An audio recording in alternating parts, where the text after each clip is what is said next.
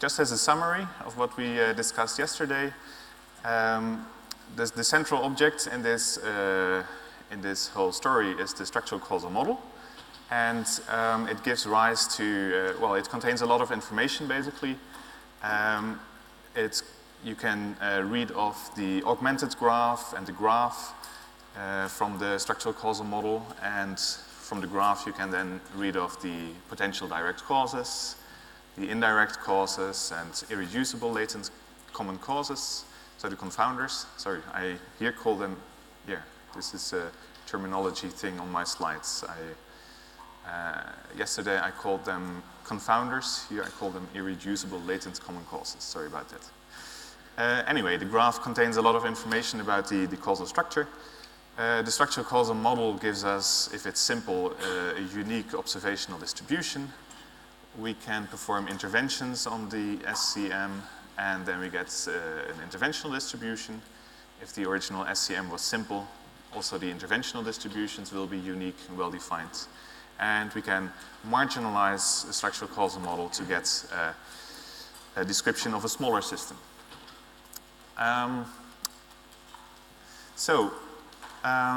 There are other causal modeling frameworks out there, for example, Gaussian Bayesian networks.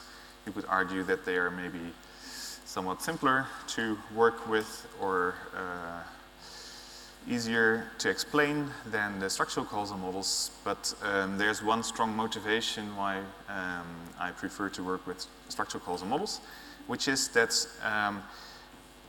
you can rather easily show that when you start with a dynamical system described by ordinary differential equations, and you then this describes the dynamics of the system. If you wait until the system has equilibrated, so until it's at equilibrium, at t is infinity, then you can model the system with a structural causal model. So here you can see that it's a fairly, where's my mouse? No, is this the, no. Ah, this is the mouse.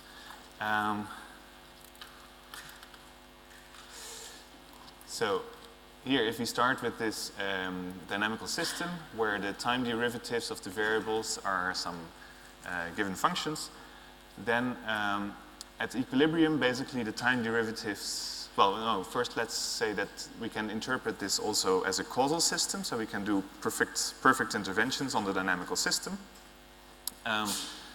So that's what you get if you go down here, then you get a different dynamical system that models the intervened situation. And if you wait until the system has equilibrated, then all the time derivatives will be zero.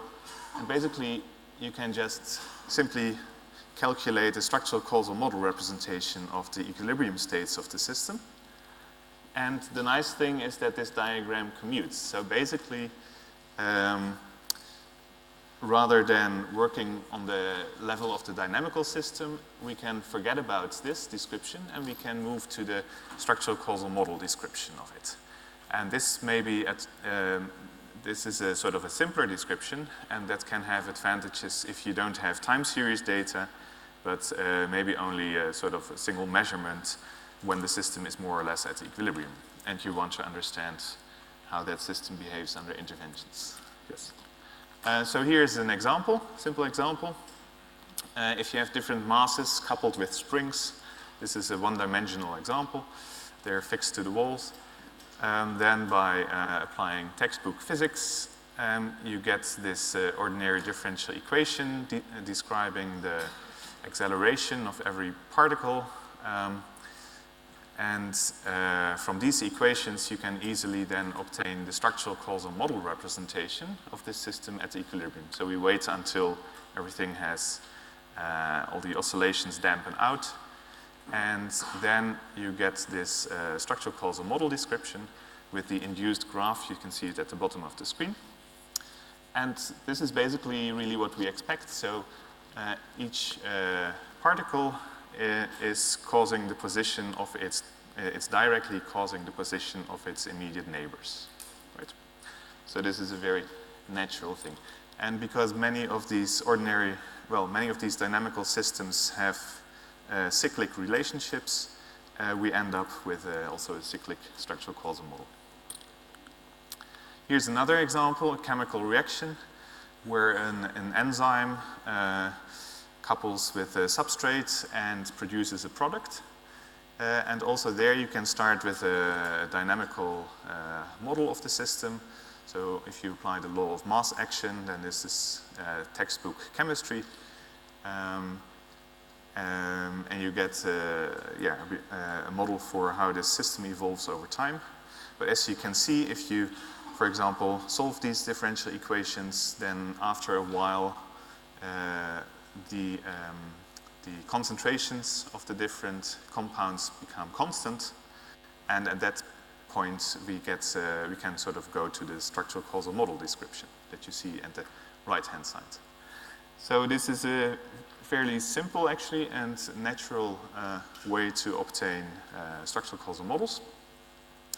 Note that the structural causal model may not contain all the information. So in this case, for example, it is underspecified. So it gives you a set of solutions, but it doesn't contain all the information to give you the unique solution of the system as a function of the initial condition. So I mentioned a few other causal modeling frameworks. So one other big or very popular framework is the potential outcome framework. And it's fairly easy to sort of connect the two together. So if we start with a structural causal model and we have a random variable that has the exogenous distribution, then we can look at any subset of the endogenous values and an intervention target and an intervention value. And then we can define the potential outcome, which is usually written like a random variable with the subscript of the intervention value. It's just the solution of the model after we intervene to set these variables xi to the value xi. So this is just a definition of the potential outcome given, or this whole family of potential outcomes given the structural causal model. And in that way you can sort of translate between the two modeling frameworks. We can also connect structural causal models to causal Bayesian networks. By the way, this slide is mostly for those of you who have a background in one of these other modeling frameworks, just to see how it connects. Otherwise, I guess it's not very informative or illuminating. But if you start with a simple structural causal model, and if it's acyclic, doesn't have directed cycles, and if it doesn't have bidirected edges, so it's causally sufficient, then you can just obtain a causal Bayesian network representation, which is basically the graph of the structural causal model and the observational distribution. Those two objects give you a causal Bayes net. And vice versa, given a causal Bayes net, we can always find or construct a structural causal model that induces it. So that's why I decided for this talk or this tutorial to work with SCMs, because I think they're sort of the easiest of those three to connect with the others. Right, so after all these preparations, we can now express the fact that correlation does not necessarily imply causation, more mathematically. Julia Pearl, by the way, he likes to say seeing is not the same as doing. Right, so doing would correspond with the probability of, say, y, given that we intervene to give x a certain value. And this is just conditioning, where we look at the conditional distribution of y given that x has a certain value. Now you could ask, so here we have this do operator. So this is something that you don't, that's not part of traditional probability theory, right? So you could ask, do we really need to introduce this additional interventional semantics? So the do operator, on top of this notion of conditioning that we already have. And the answer is we don't really need to do this. We can, by introducing additional variables, we can also get a purely probabilistic model that sort of mimics the structural causal model. But there's some subtleties. So if all your variables are discrete, then you can do this, and otherwise it gets a bit tricky mathematically. But conceptually, you could look at it like this. So basically, we start with a simple structural causal model with discrete variables. Then we extend it. For each endogenous variable, we add an endogenous intervention variable, the CI. So for every xi, we get a CI. And basically, the trick is to replace our original causal mechanism F with this one, where basically if CI, so CI can take the same values as xi, plus one additional value. So here I use empty set as this additional value, because it's probably not in the domain of xi. And basically, the empty set means that we are observing xi, and any other value for CI means that we are doing a perfect intervention on xi to give it this particular value that CI has. So basically, you get two cases. If CI is empty set, then we get our original causal mechanism for xi, and otherwise, we just get the value CI. And then we have to also define a distribution for these intervention variables. And here it's important that it has support everywhere, because if you do it like that, then you get that these interventional distributions in the original structural causal model M, they actually coincide with these conditional distributions, where we set the intervention variables corresponding to this intervention target set I to these values xi, and the other ones are set to the empty set. So basically we condition on the fact that we are intervening on a few of the variables and observing a few of the other ones. So in this way, we sort of get a probabilistic way to mimic what's going on in the structural causal model.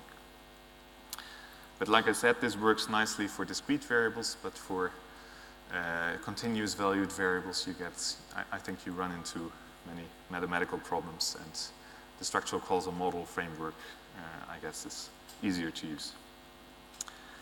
Right, so we've seen all this.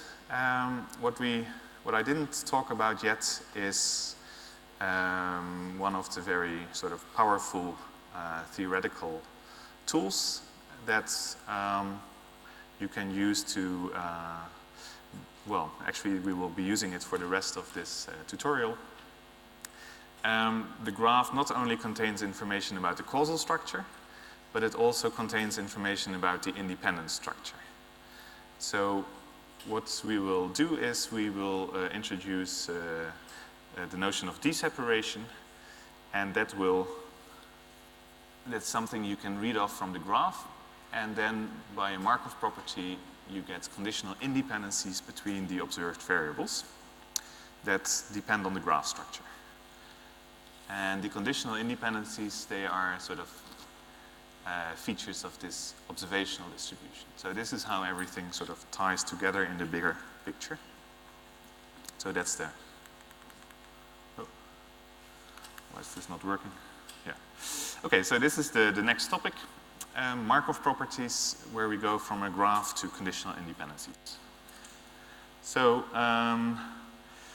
Arthur already explained nicely what dependence means. So just as a short definition, a reminder, and also to introduce the notation. If we have two random variables x and y, then we say that they're independent if their densities factorize in this way. So intuitively it means that x is independent of y if whenever,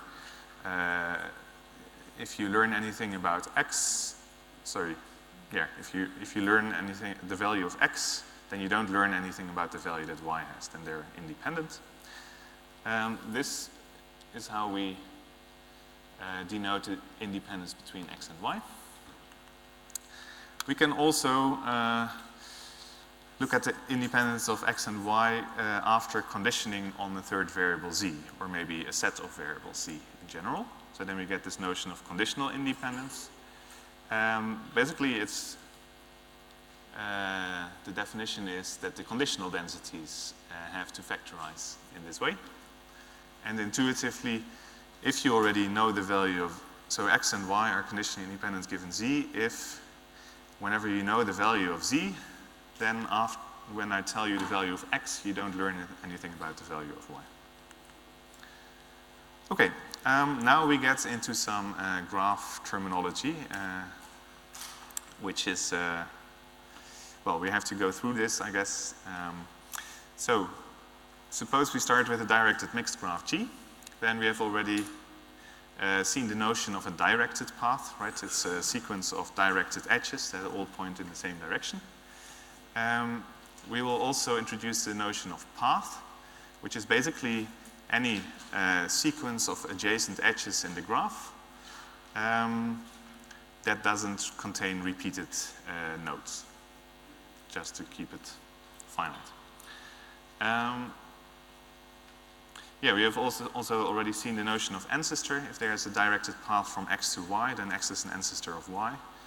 Also, actually, variables, or sorry, nodes are their own ancestors by definition. So here in this example, let's just quickly go through this.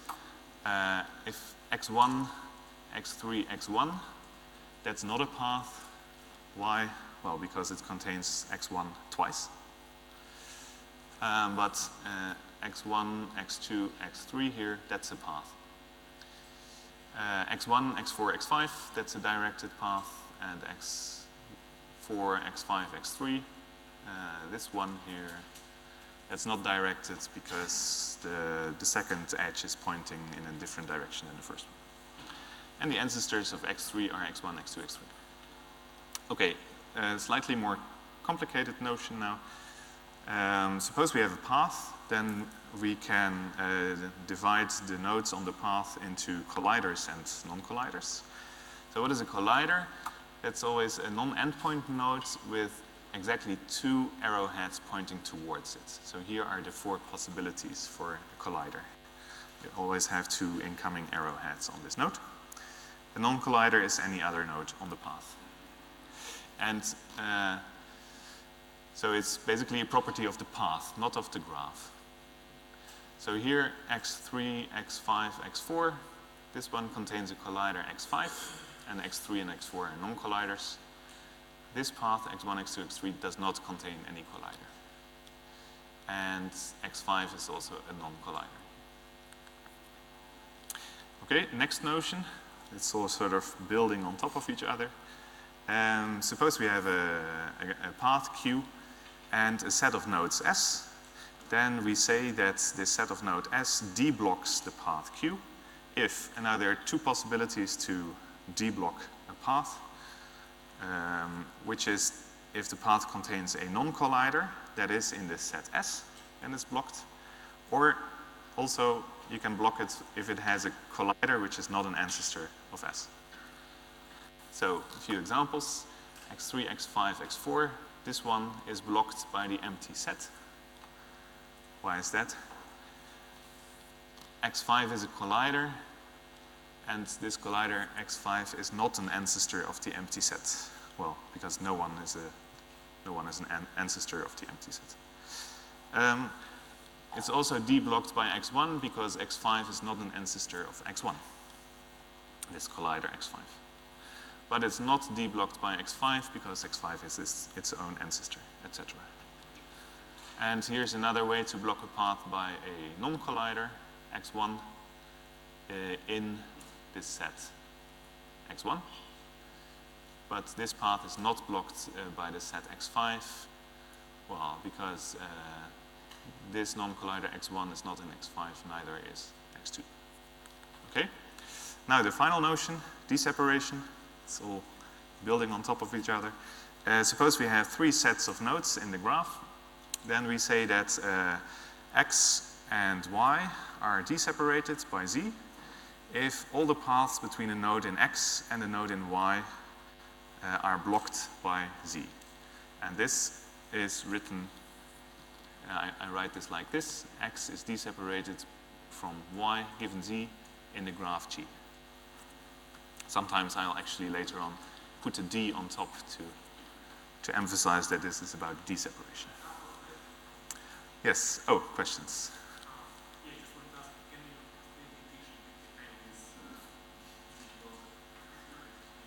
Sorry? Okay. The intuition. It took me a very long time to get a good intuition on this myself. I think it's best to just sort of play a bit with this definition, and then in a few slides we'll see why it's so important. But I don't even have a very good intuition myself. It's just this notion that has this very powerful consequence.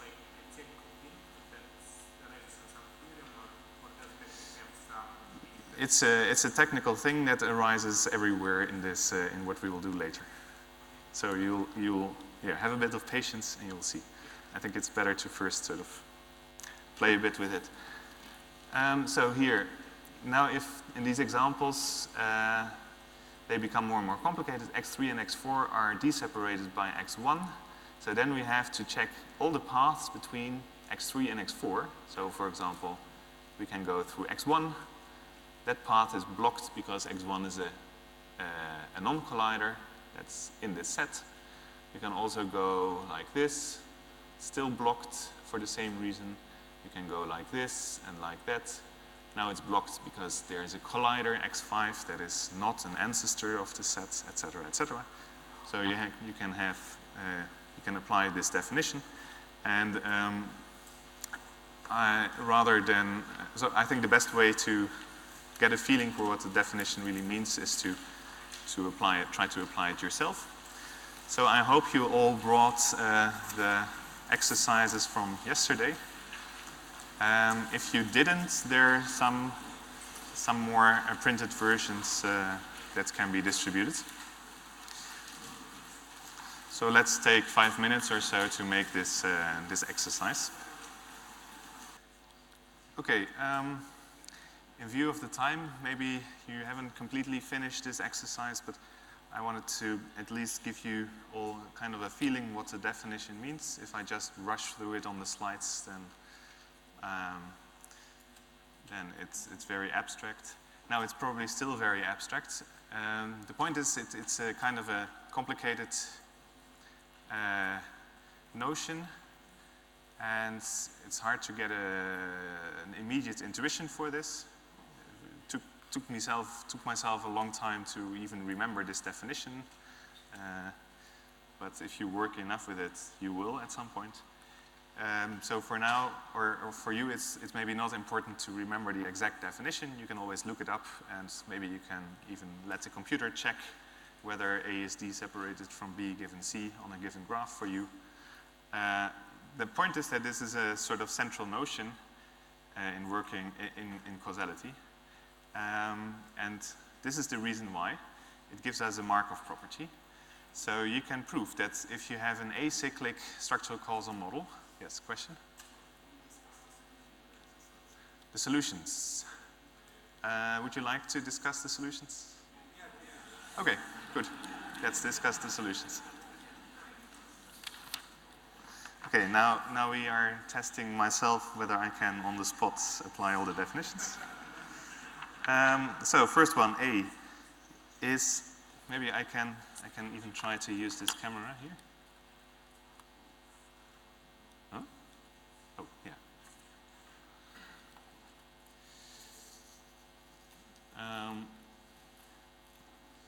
So A, is this a path?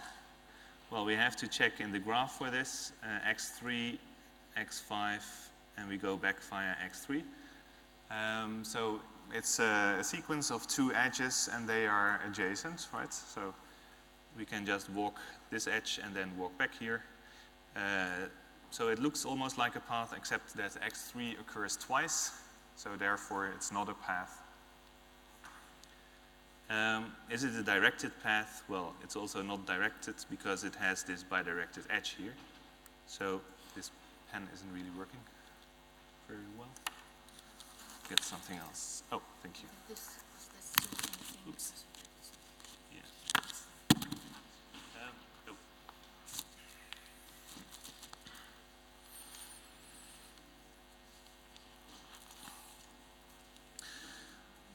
So this is no and no.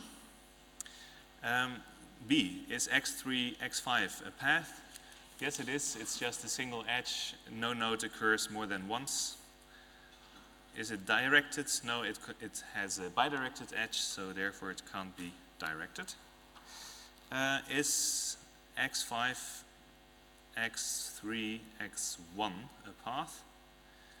You have to look carefully in the graph. Yes, it's two adjacent edges. So and no node occurs more than once. Is it a directed path? Yes, because it is of this form. It's a sequence of directed edges that all point in the same direction as you go. So this is a directed path. What are the ancestors of x4? Question?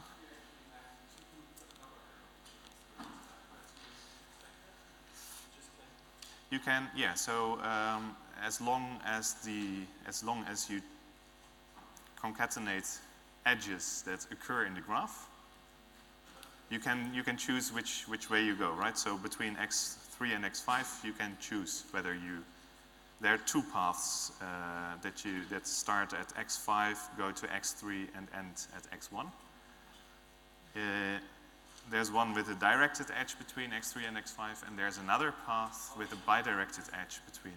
So there are two paths basically that you could consider on these nodes.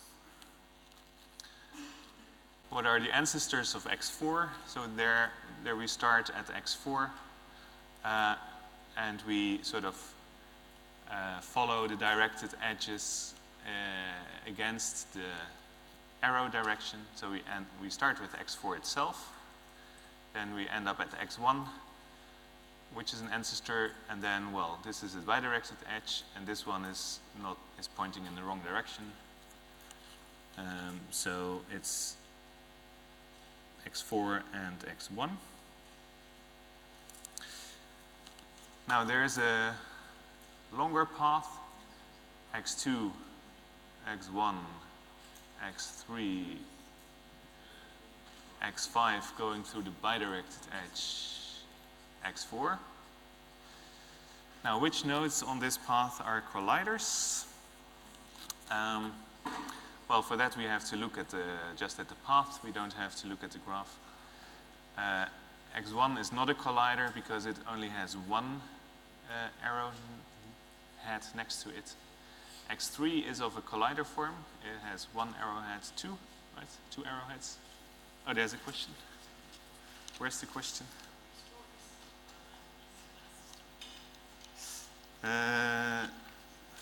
X4 is ancestor of X2. Of X1, you said. What did? Sorry?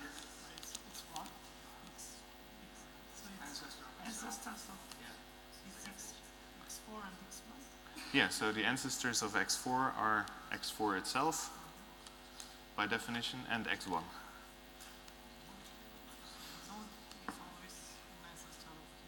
Yes, by definition.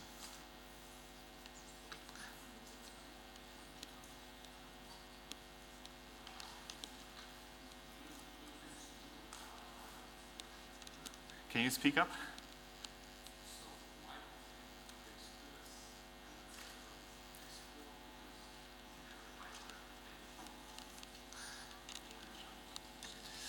So X2 is not an ancestor of X4 because we can't start at X2 and follow a directed path towards X4.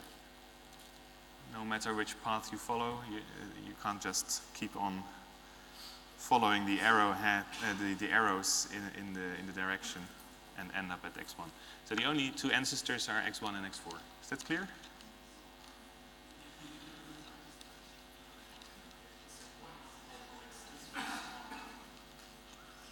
Sorry?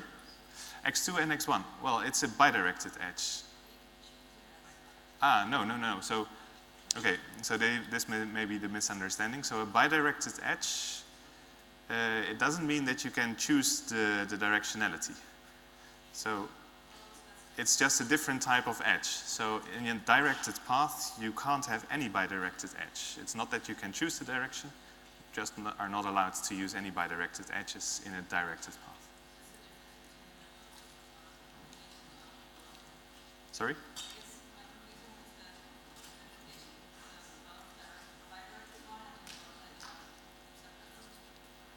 Okay.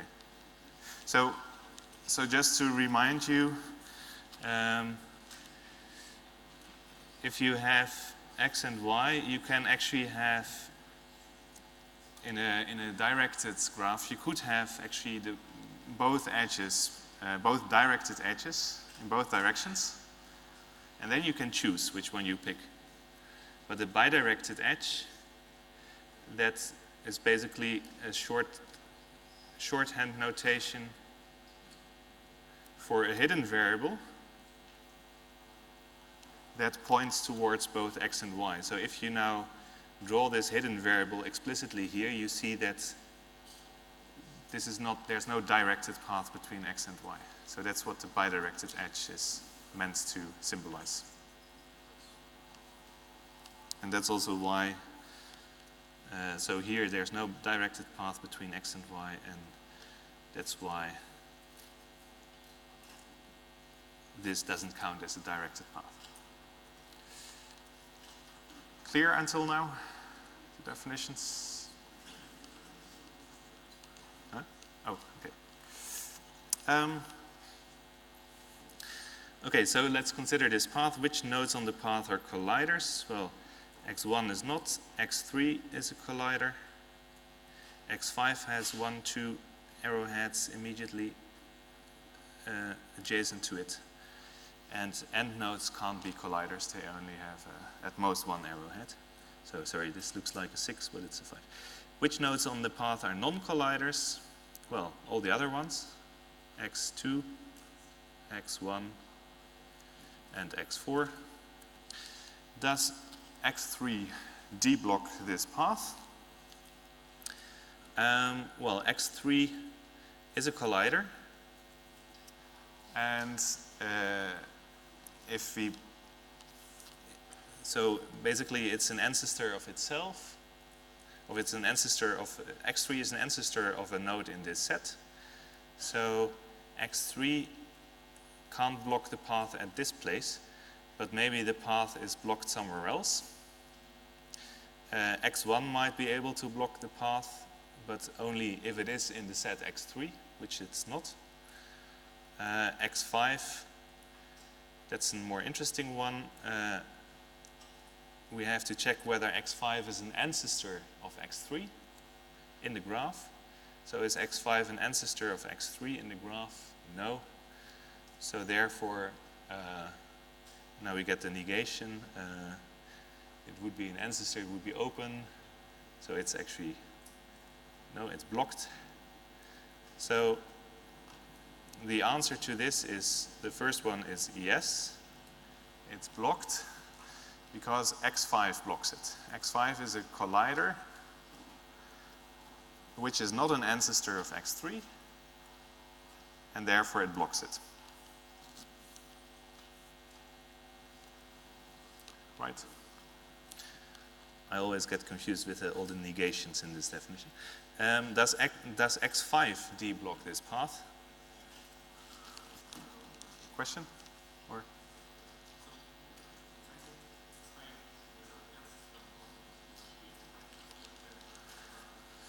x5 is an ancestor of x3? No, it's not. It's not an ancestor. There's no directed path that brings you from x5 to x3. There's an edge, but it needs to be, you start at x5 and then we have an edge to something, and can we can we find a sequence like that in the graph?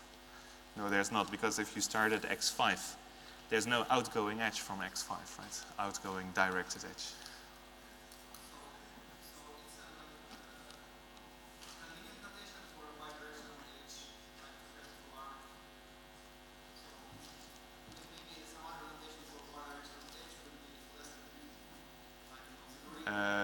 Maybe, but the notation is like it is in the literature. So I'm just trying to make you able to read the literature. But anyway, so this as a shorthand of this, that's kind of, I think that's a clear notation. And if you can choose, so the other one, that's if you have two directed edges between x and y. So we can just have multiple edges between x and y. Anyway, does x5 block this path? Well, x5 is a collider. Now it is ancestor of, well, it's ancestor of itself. So so x5 itself doesn't separate or doesn't deblock the path at this location. But x3 now does, right? So for the same reason as before, yes. But if we put both x3 and x5 into this separating set S, or potentially separating set,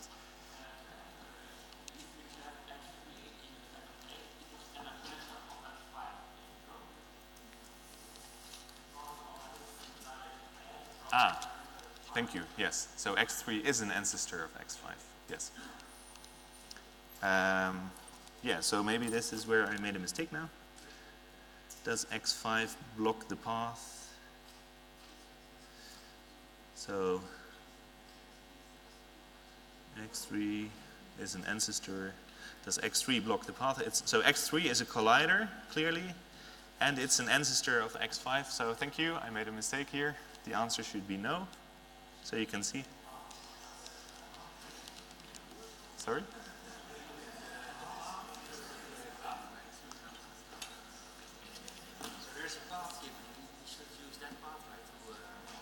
Oh, to check the ancestor relationships. No, so the question is, there's a path given, shouldn't we check on the path the ancestor relationships? The point is, the ancestor relationships refer to the graph, and the collider versus no collider, that refers to the path. Just to make it easy, indeed. Well, anyway, so to not lose too much time here, basically this is just a matter of bookkeeping and understanding the definition. I hope that it's more or less clear by now. So it's not clear for everyone, but nevertheless I would like to continue with this. So if you spend enough time, you can understand exactly what the definition is about. And it's a complicated definition, so within short time, it's hard to really understand it, but at least you have an idea of what the definition is about.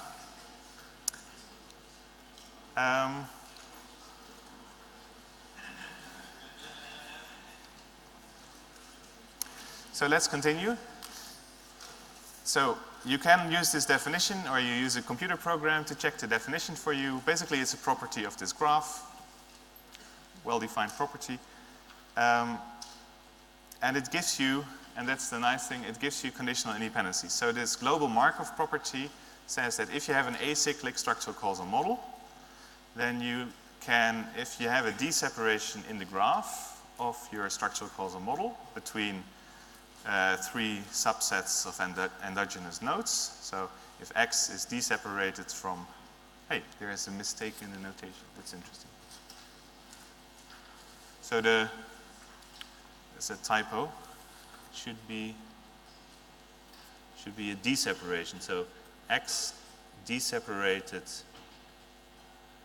from Y given Z, that implies conditional independence in P of n. I don't know why that's messed up in the slides. So if we have so basically a d-separation directly gives you conditional independence. And that's the powerful thing about this notion of d-separation. And it's also, in a way, well, it's a complicated, maybe there are easier definitions to arrive at conditional independencies that must hold in the observational distribution, like less complicated notions, but what's nice about d-separation is it's complete. So basically, it's, if you ask a question, how can we read off conditional independencies in the observational distribution that are sort of enforced by the structure of the graph, then d-separation gives you the complete answer. It gives you all the conditional independencies that have to hold because of the graph structure. And so this is the intuition basically about d-separation. It gives you a complete answer to which conditional independencies are due to the structure of the graph.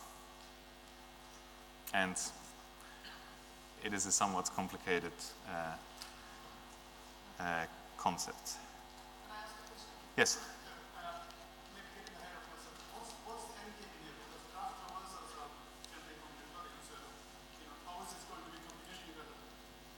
We'll see that later on. Just as a short answer, because yeah. So yeah, if you have to check all the paths, then in a graph, then this can be a combinatorially hard problem. But there are more efficient ways to check d-separation in a graph. You don't have to literally go through all the paths. There are more efficient algorithms to check d-separation. Okay, now I actually, even though I try to be general in this tutorial and explain the theory of simple structural causal models which allow for cycles, here I cheated a little bit and let you work with d-separation.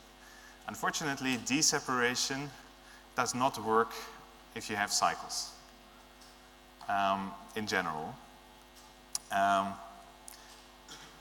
And you have to modify it a little bit in order to make it work if you want to deal with cycles. And for that, we introduced a notion that we call sigma separation, which is even more complicated than d-separation, so I didn't want to bother you with it. But it's also not, I mean, for humans to use it and apply it, it's even more complicated. But it's, yeah, there's the same type of notion as d-separation, slightly differently defined. We'll see it later on in more detail. So for now, let's restrict ourselves to acyclic models, and we'll see later on how everything generalizes if we will have cycles. So first of all, what can we do with this Markov property? Well, maybe the simplest application is Reichenbach's principle of common cause, which says that if you have a dependence, if you observe any dependence between two variables, x and y, so dependence is if they're not independent, it's a notation. Then this implies that, well, if we believe that the distribution, that the data was generated with an acyclic structural causal model, it implies that either x must cause y, or y must cause x, or there is a latent confounder between the two, or any combination of those three options.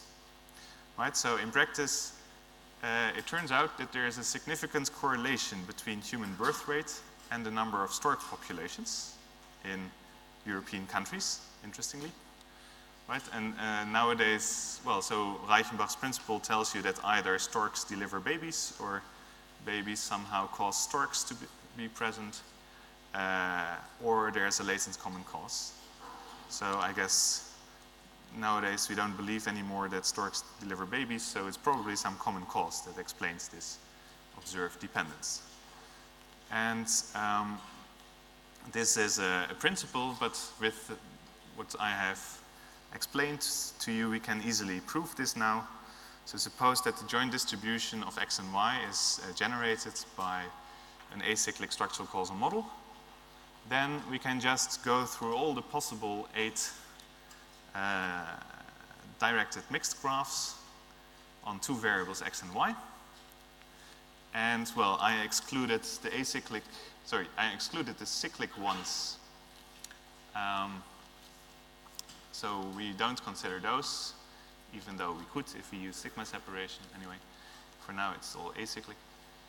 And this one is not possible because this would give you an independence between x and y, right? Because all the paths between x and y in that graph are blocked by the empty set, because there are no paths between x and y, so that's easy. So therefore, they're all blocked, and therefore we get this conditional, even this marginal independence here. If you condition on nothing, then it's just a pairwise dependence. Yeah, so basically what is left is either x causing y or y causing x, or this latent confounder, or a combination. Is that, no question. Okay, well, there's one important thing here to keep in mind, which is that Reichenbach's principle may actually fail if there's selection bias. So what is selection bias? If you have a data set and you don't include all the samples, but you only include a subset of the samples conditional on something, then you get selection bias. So for example, let's go back to the car example that we discussed yesterday. Suppose now that you're a car mechanic, and basically a car mechanic only sees cars that don't start. Then this car mechanic will actually observe a dependence between the battery status and whether the start engine works or not. Because if you observe a car that doesn't start, then, and you know that the battery is actually charged, then it becomes suddenly much more likely that the start engine must be broken, right? So intuitively you can see that there must be a dependence there, conditional dependence between x and y when we condition on s. Now if the car mechanic doesn't realize that he only sees data about cars that don't start, then he may be misled into thinking that there must be a direct causal relation between the battery and the start engine, or a latent confounder. And as you can see in the graph, neither of the two holds. So this is a thing to keep in mind. Selection bias. Okay. I already said something about the fact that deseparation gives you, in a way, all conditional independencies that are due to the graph structure. Can we also go back? So if you see a conditional independence in the data, must it be due to the graph structure of your causal model? This is an assumption, and this is called the faithfulness assumption. And it's debatable whether you want to believe it or not. But there are some arguments why faithfulness is a reasonable assumption to make, because you can actually show that basically generically faithfulness would hold. So you have to sort of tune the parameters of your model very carefully to get violations of the faithfulness assumption. So if you just take a given graph and you take random functions, random parameters for the functions in your structural causal model, then it's quite unlikely that you will get a faithfulness violation. Nevertheless, here are some examples of how you can get violations of faithfulness. So here, for example, it's a parameter cancellation. The direct effect of x on z, here there's a z directly depends on x. It exactly cancels the effect that is mediated via y. So y is dependent on x, and because it's subtracted again here in this expression for z, the structural equation for z, the two cancel out, which means that for this particular structural causal model, even though it has this graph structure, z will actually be independent of x, even though z is not deseparated from x in the graph. So that's one way how you can get a faithfulness violation. Another way in which you can get it are deterministic relations. So here y is a copy of x, and therefore conditioning on x, you know everything that there is to know about y, which means that it must be independent of anything else, in particular of z. So this independence holds, but you don't have the corresponding separation, deseparation in the graph. So these are two ways in which faithfulness may break. So the Markov property, that's always guaranteed to hold, but faithfulness is really more like an assumption. Okay, so now this basically, what's the time?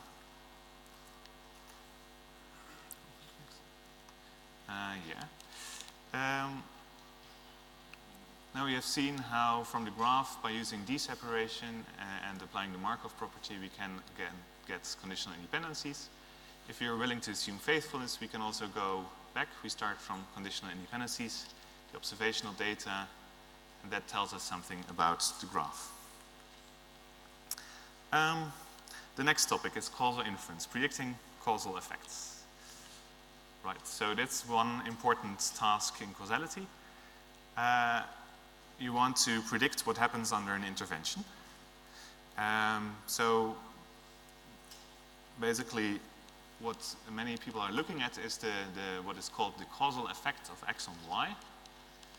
So this is generally defined as the distribution of y if we intervene to set the variable x to a value x. So this is kind of a somewhat complicated mathematical object, right? It's for every value of x that we can choose, we get a distribution for y. So it's a family of distributions over y. But there are special cases that are often used in practice. For example, if x is binary, then we can actually take expectation values and we can look at the difference. So this is an important quantity that's often considered. What's the difference in the expected value of y when we consider the two possible values to set x, right? So, for example, x could be treatment with a drug, treated or untreated, and we are interested in the expectation value, how the expectation value differs between the two situations for maybe health outcome. So the causal effect of drug or treatment on health outcome, for example. If x and y are real valued and they're linearly related, then basically you can look at this quantity. In general, it's this thing. Now, since conditioning and intervening are not necessarily the same, as we have seen, we cannot just use something like standard supervised learning, for example, a regression method, to do this estimation for us, because that would be estimating the quantity on the right-hand side, right? The conditional distribution of y given x. So we have to do, in general, something else. There's two things that we can do, well, maybe more, but at least two things. The first is randomized controlled trials, or A/B testing. That's what happens a lot in medicine and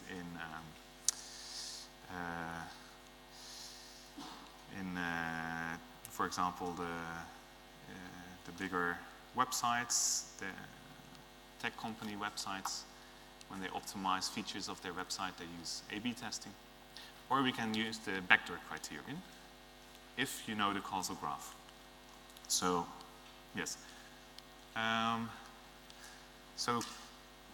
Randomized controlled trials, or A/B testing, that provides basically the gold standard for causal effect estimation. The idea is relatively straightforward. For example, in a medical setting, you have a group of subjects, patients or subjects. Then you randomly split them into two parts. You have a treatment group and a control group. The randomization is important. So we have the two groups. The control group, we don't do the intervention. So for example, we don't give them the drug, but maybe a placebo instead. In the intervention group, we force them to take a certain drug or to undergo certain treatments. And then at the end of the day, we measure the outcomes, the y values, and if they're from different distributions, if there's a different statistically significant difference between the two groups, then there's a causal effect, and you can also measure the size of the causal effect in this way. Well, you can't always do experiments, so maybe we can do something else. So one question is we could try to maybe express this interventional distribution in terms of an observational distribution. So if you know that this is the causal graph, x causes y, then you can actually easily work out that in that case, the two quantities do coincide. So there, the conditional distribution of y given x is actually equal to this interventional distribution of y when we set x to x. So if we can estimate this by regression, for example, then we directly get an estimate for this if you know that this is our causal graph. But if there could be a latent confounder, yes?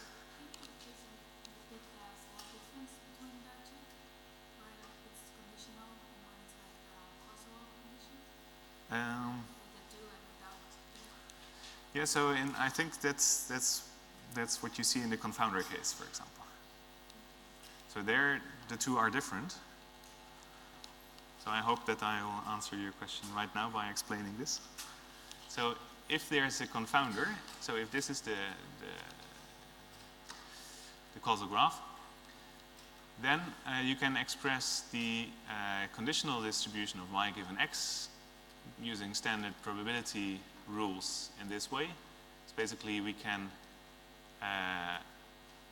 it's the conditional distribution of y given x and h multiplied with the conditional distribution of h given x integrated over h. So that's what you just get when you apply basic probability theory. But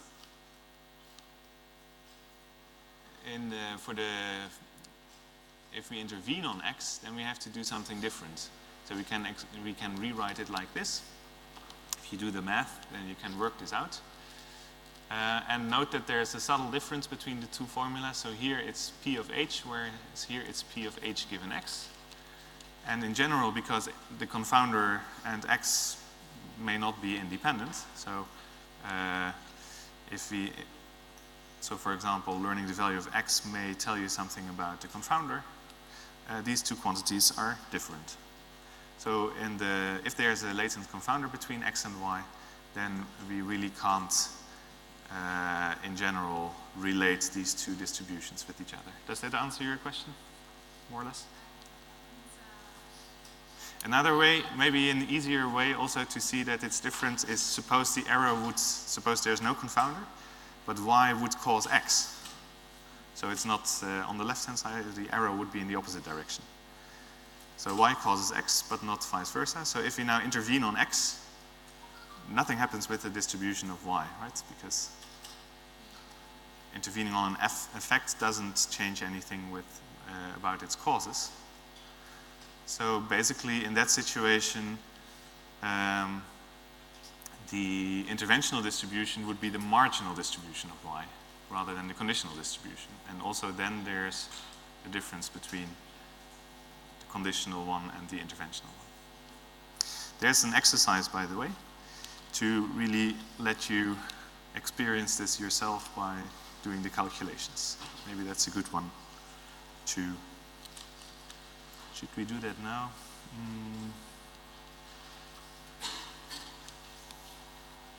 Well, I think I will rather continue here a little bit. So what we just saw is that if we adjust for covariates, suppose we have measured, we can actually measure this confounder h. It's not latent, but it's observable. Then we get this expression for the causal effects of x on y. And this expression, this operation here, it's called adjusting for the confounder h. This is just the terminology in the field. So we have seen that if we know that this is the causal graph and we can measure h, then by calculating this quantity here, we directly get an estimate for the interventional distribution.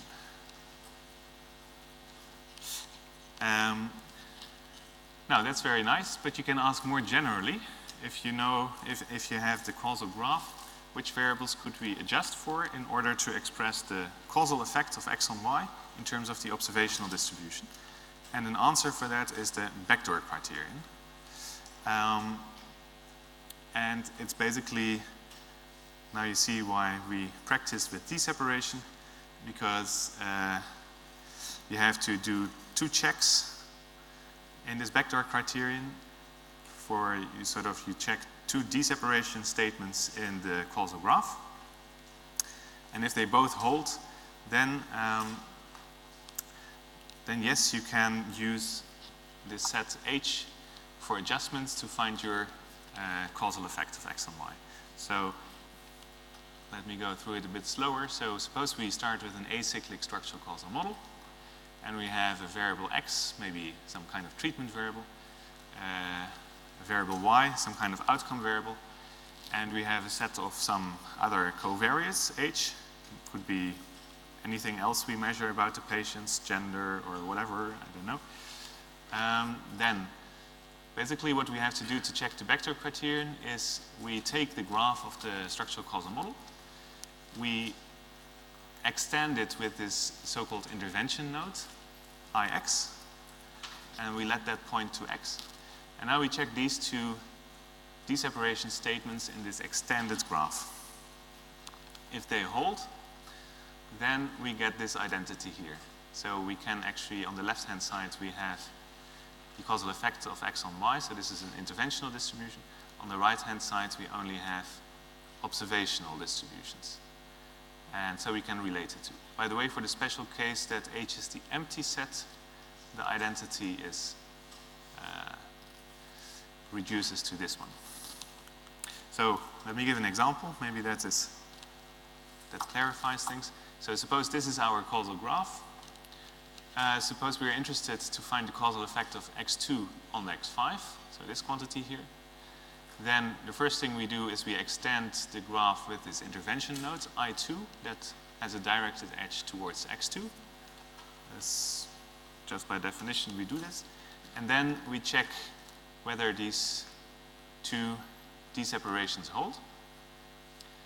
If they do, then we can check that they hold if we take for H, for example, the set consisting of only x1, or for example, the sets x1, x4. And then by applying this backdoor criterion, we get these 2 identities. Right, so maybe we don't need to actually let our patients or subject our patients to this randomized controlled trial study. We can just observe a batch of patients, and if we know this underlying causal graph, then based on our observational data, we can also calculate what the effect is of treatment on outcome. And this is a nice point to make exercise 2.2, which lets you practice with the backdoor criterion. If you are working or looking at my slides from yesterday, and then the backdoor criterion has a different formulation there, so that may confuse you. So maybe I'll just put up this one here if you want to look at the slides. Otherwise, this formulation is also on paper in the exercise. But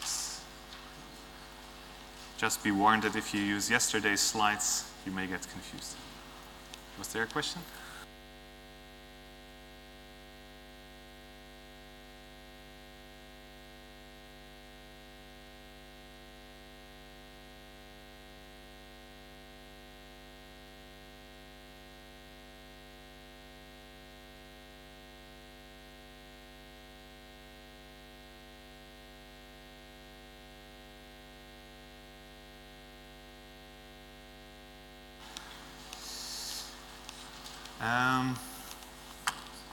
There was a question about what the notation means in this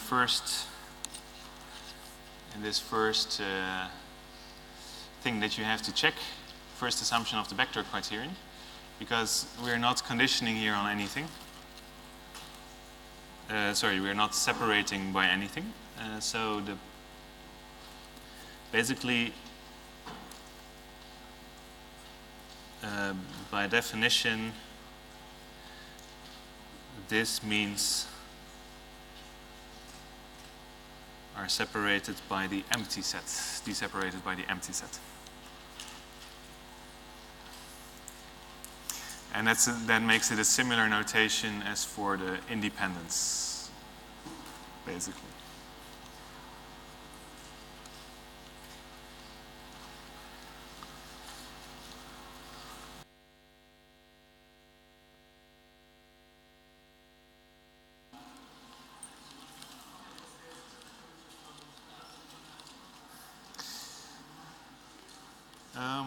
Okay. Oops. Welcome back.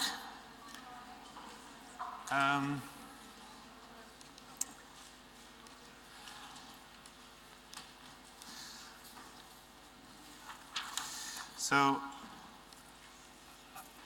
I was wondering, so one of my main take-home messages for this tutorial, so I'm glad if you at least would understand that part, is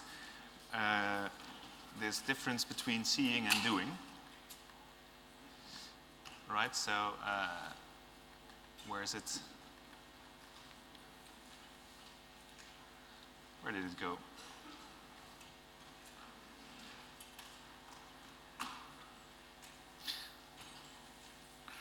Right, so this is a quantity I guess you all already were familiar with, the conditional distribution of y given x. This may be new to you, and so who thinks that they now sort of clearly appreciate the difference between the two?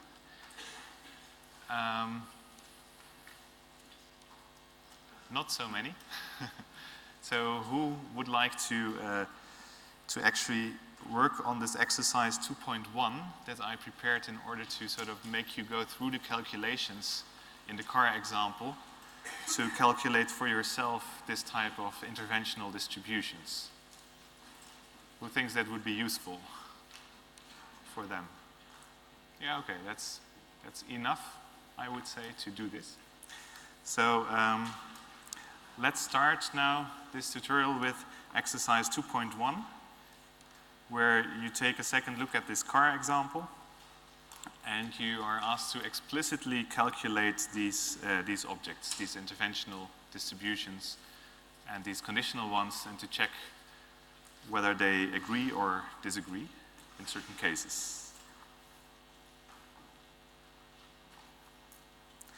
And the actual calculation is a bit tedious. So if you understand it on a higher level, then you can start with D and E basically before you actually do the calculation. If you get stuck with D and E, then maybe it's good to actually first do F and G, where you actually do the calculation and then check what comes out. In view of the time, I would like to continue. So I guess that I may have been a little bit too ambitious in preparing the material for today. Also, I thought I had 45 more minutes, but that was not correct. No, I thought I had 90 more minutes. But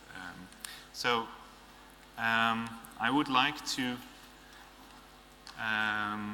use most of the remaining time to continue with presenting the slides.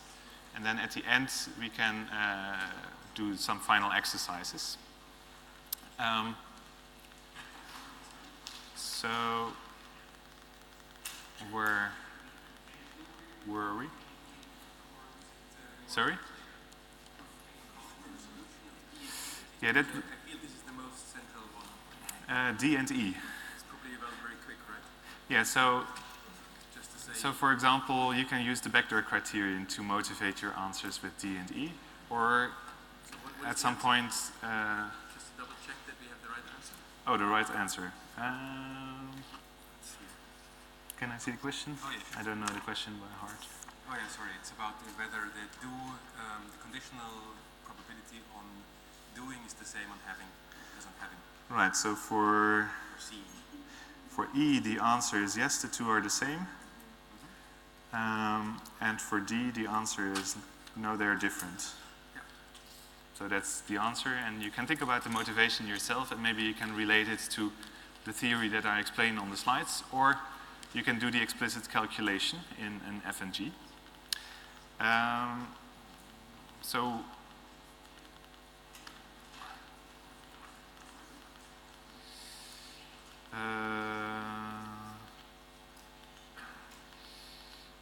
Yeah, this is where we were. So yesterday we started out with Simpson's paradox. So remember Simpson's paradox? So we had these electronic patient records to investigate the effectiveness of a new drug against a certain disease. And we found these funny numbers where the conditional probability of recovery given the drug was larger than given that the patient didn't take a drug. But for both the male and the female subpopulations, the conditional probability, it was the other way around. And then the question was, does the drug cause recovery? In other words, would you use this drug if you were ill? And the answer, basically, to the last question really depends on the causal relationships between the variables. And basically, the crux to resolve this paradox is that you realize that seeing is not doing, so the probability of recovery, given the observation that somebody took the drug, may not be the same in general as the probability of recovery, given that we forcefully give someone the drug, or that the doctor, yeah. And if we sort of identify the two as if they were always the same, then we get Simpson's paradox.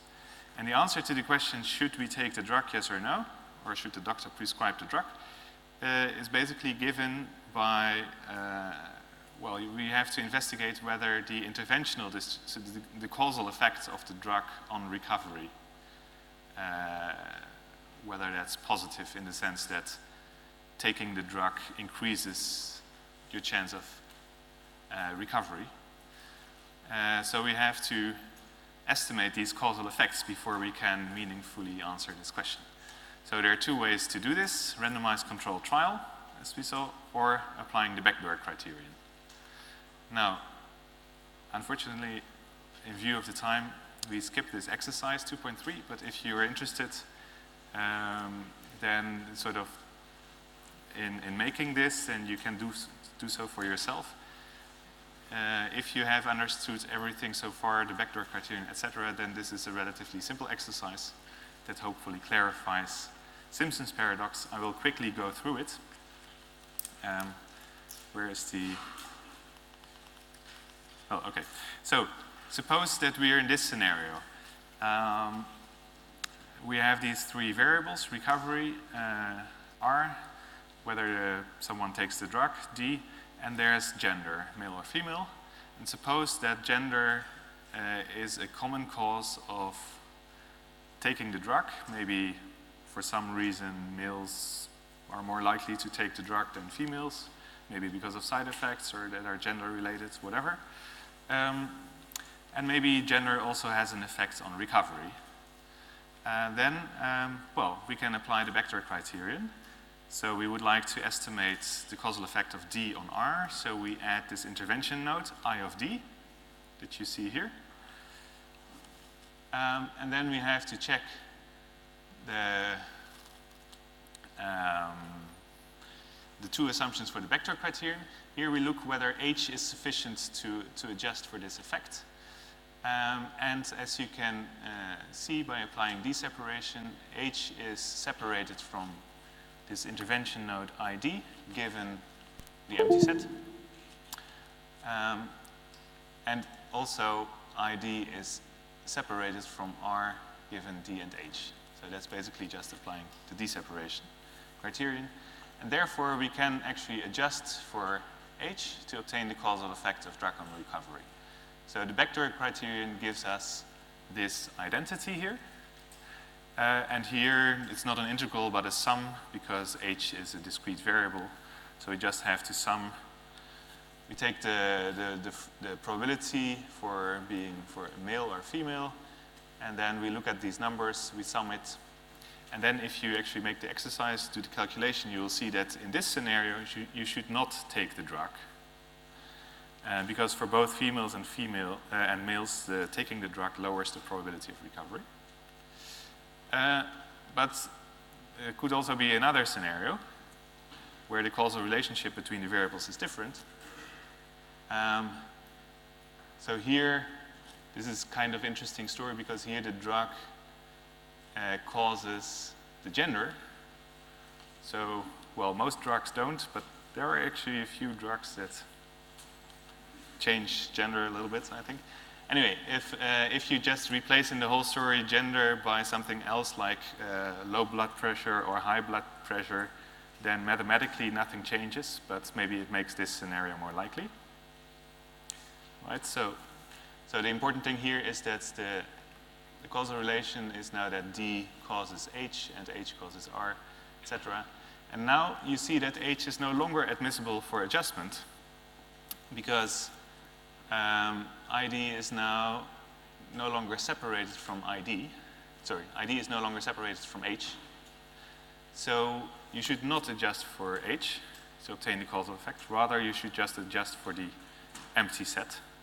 So in this scenario, you get this equality here. And then it turns out that you should take the drug. Because in the general population, taking the drug increases the chance of recovery.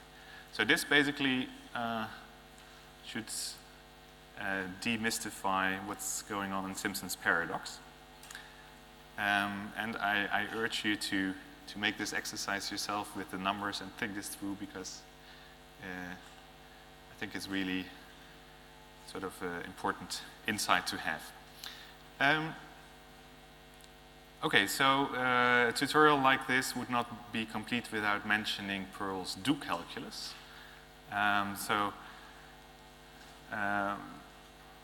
We have seen how you can use the backdoor criterion to do some causal reasoning to sort of link different distributions to each other, the observational distribution and an interventional distribution, sorry. The do calculus is a set of 3 rules that you can use more generally to do causal reasoning. And I just would like to show them, not really explain them in detail here, but there's a rule for inserting or deleting observations. So you can just additionally condition on X if you have this independence statement, but there's also rules for inserting or deleting actions, so you can intervene on X, and it doesn't make a difference if we have this independence where I of X is again an intervention variable that we added to the graph. And there's a rule that allows you to exchange intervention actions and observations. So if this holds, this independence statement holds, this deseparation statement holds, then you get this identity here. And what is nice about these rules is that they have been shown to be complete. So with these 3 rules, you can do all the causal reasoning that you can think of for acyclic structural causal models. And the backdoor criterion that I showed you before, that's not complete. So sometimes you can actually express an interventional distribution in terms of an observational one, even though the backdoor criterion won't help you with that. But you can always then still use the do calculus to arrive at such an identity. Okay, so all this is very nice if we know the true causal graph. But in practice, this is not always the case, right? So an important task is also to estimate this causal graph from data. That's what I would like to talk about next. So this is also known as causal discovery, trying to establish or trying to learn as many features about the causal graph that you can from data. And, well, the randomized controlled trial, sort of causal discovery by experimentation is the gold standard. But what is interesting is that in the 90s, people realized that you can actually use purely observational data, in some cases, to learn something about the causal graph. This is by some of the pioneers in the field of causal discovery, Spertus, Gleimer, Shines, Pearl, and others. And then you can also combine these different approaches to causal discovery. So you can use experimental data if we have experimental data, or we can use observational data if we can only observe, or we can sort of combine the two in different ways. So randomized controlled trials again. How does that help when we try to find the causal effects of drug on recovery, for example? Well, that's basically, like I said before, we do this trial, we divide the patients into two groups, a treatment group and a control group, and we do this randomly.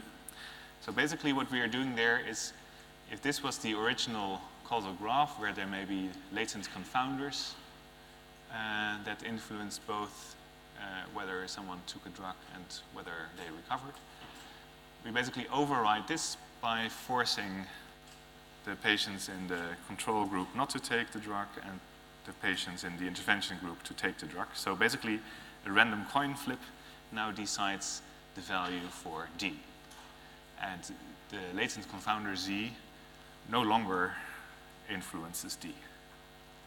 And in that case, you see that basically applying the vector criterion or one of these rules of Pearl's do calculus or doing the calculation yourself, you just get this identity. So now we can estimate the causal effect. What is the C? Yeah. So we can now basically estimate this causal effect by comparing the data from the two groups. And this is the gold standard for causal discovery, and all of evidence-based medicine is based on this idea. Almost, yeah, almost all. Observational data. Well, maybe it's time. One observation is maybe that it's time for lunch now. So let's continue with causal discovery from observational data after the lunch break.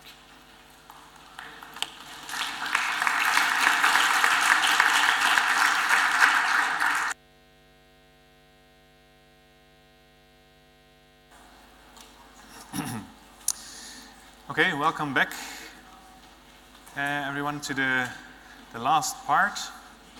So this was announced as a tutorial, but I'll actually mostly be discussing the slides.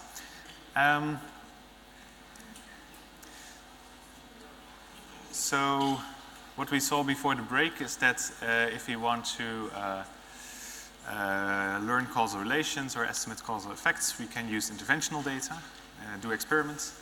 But we can also, there's this intriguing alternative that we can use purely observational data.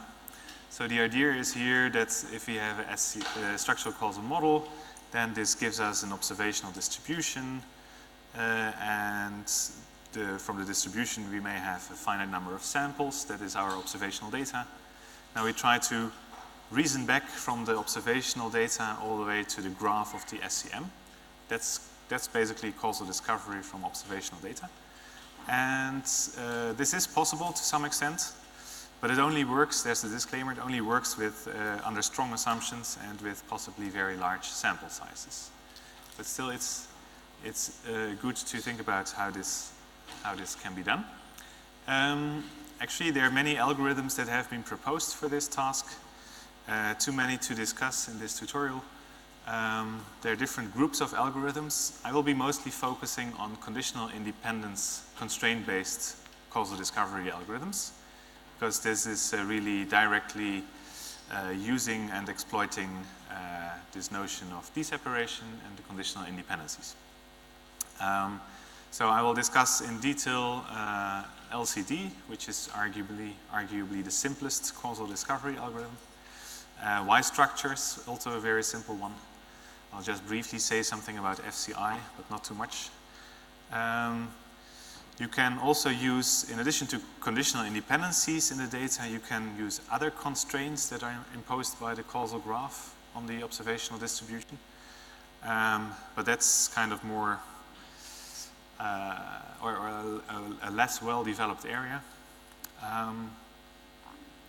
There are likelihood-based approaches. So for example, if you know that there won't be any confounders and no cycles, then you can, for example, use Bayesian network learning approaches. And then there's a class of methods that sort of makes restrictions on the functional forms that may arise in your causal model.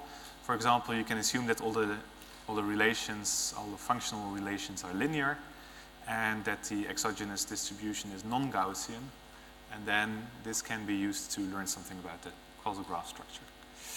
I also don't have time to discuss those approaches. So constraint-based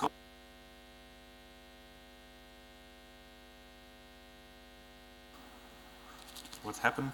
Oh, now it's back. So the idea is really we start from data. We do statistical tests to test for independencies and conditional independencies in the data. So Arthur already told us about ways to use kernels for doing this type of tests. So I won't discuss in detail how you do the tests, but this is sort of a small field on its own, how you exactly do good tests of independence and conditional independence in data. We will just take such independence tests and use them in order to reason then from the test results to the possible causal graphs. Okay, so let's do this. Here you see some data. On the x-axis you have x, on the y-axis you have y, and the color, blue or red, encodes a third binary variable z. Now, by looking at the data or by using an appropriate statistical tests, you can see that actually x is independent of y. But if you condition on z, for example, only by looking at the blue dots or the red dots, you see that there's a dependence, right? You see some correlation. And similarly, you get, if you stare at this data, you get those 6 independence and conditional independence relations here. So the question is, what is then the causal relation between x, y, and z? Can we answer this?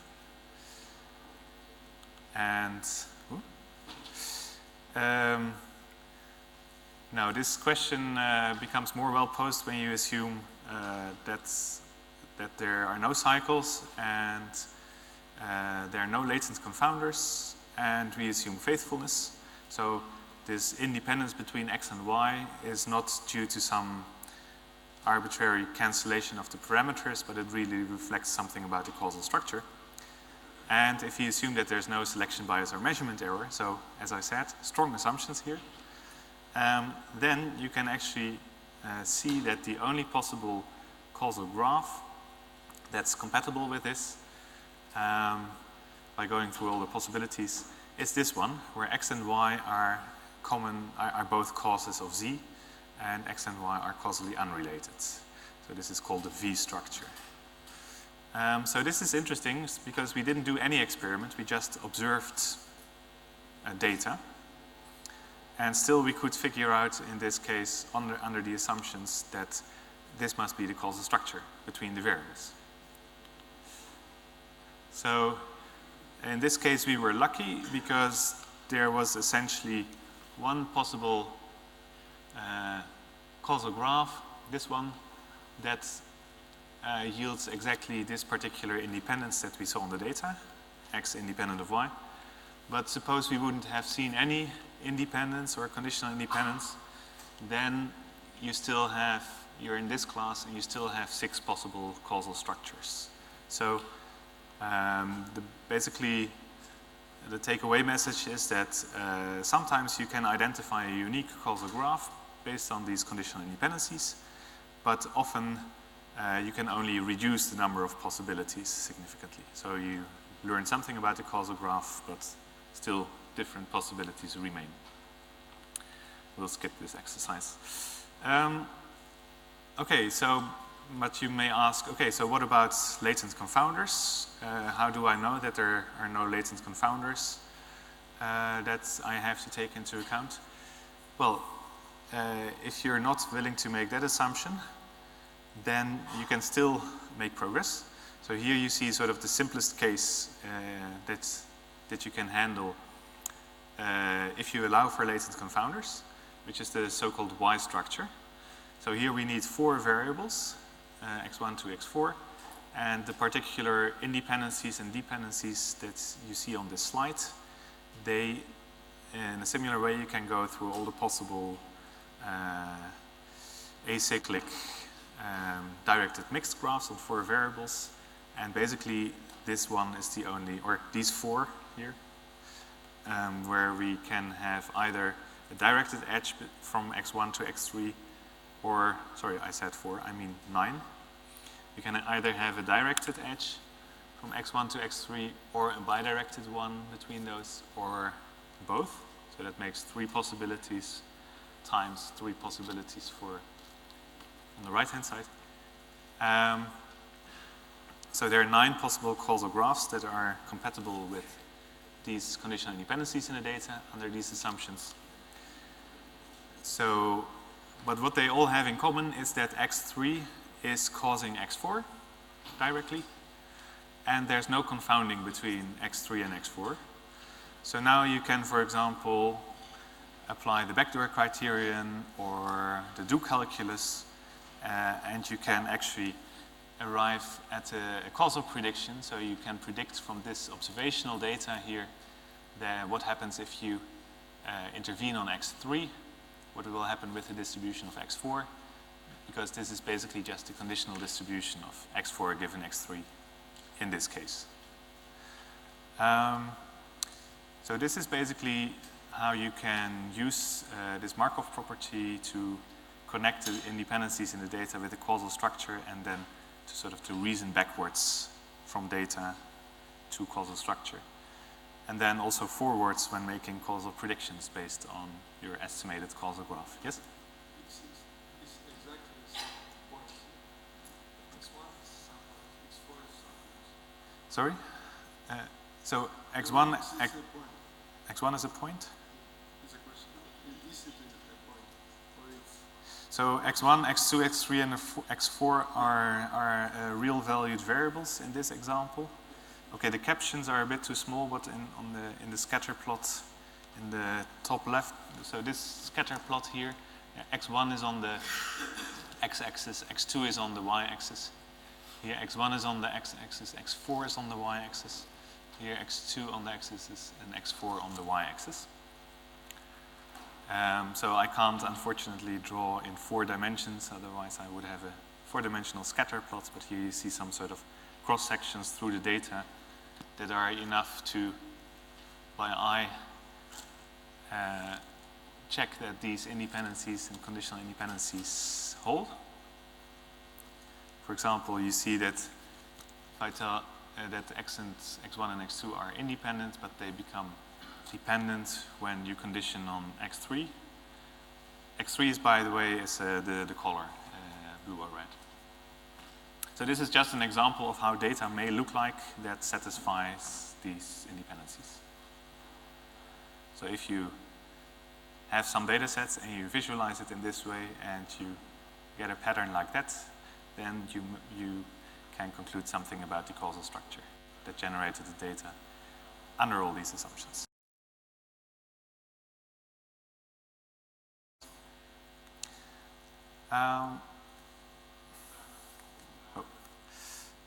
Come on. Yeah, so with 3 or 4 variables, it is still feasible to go through all the possible causal graphs by hand.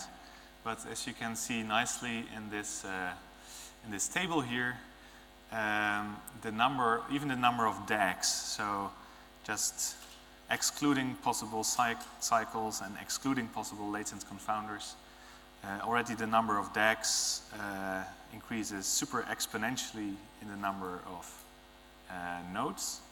So already with, with 19 nodes or so, it's completely hopeless to enumerate all these possible DAGs, let alone the directed mixed graphs with cycles or bidirected edges. So you have to do something smarter than this. this is something that people came up with. It's called the FCI algorithm.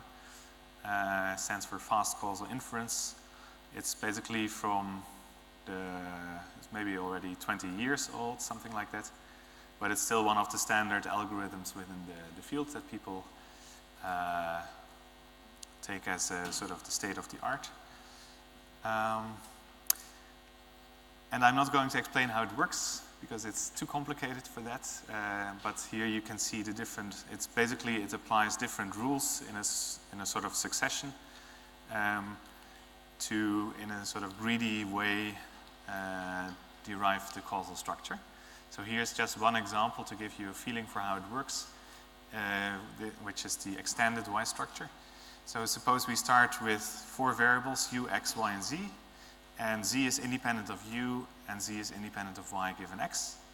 Then we start, the FCI algorithm starts with this fully connected graph, where it has these circles to denote that it could be either an arrowhead here, or it could be a tail of the arrow.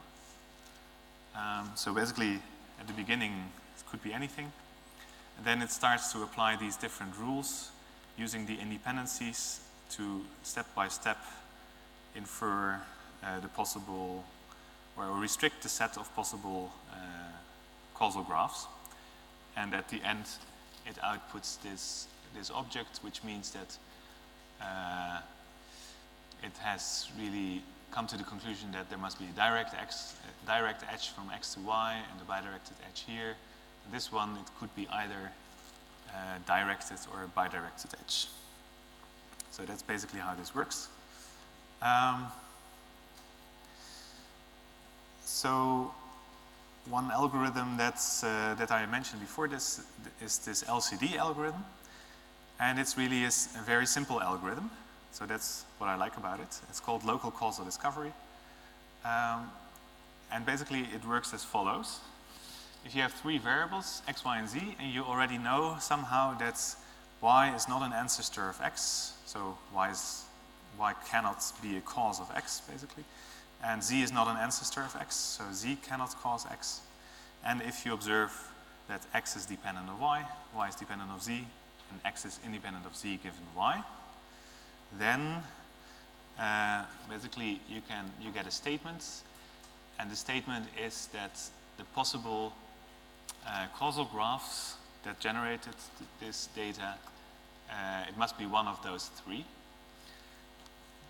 that are depicted here.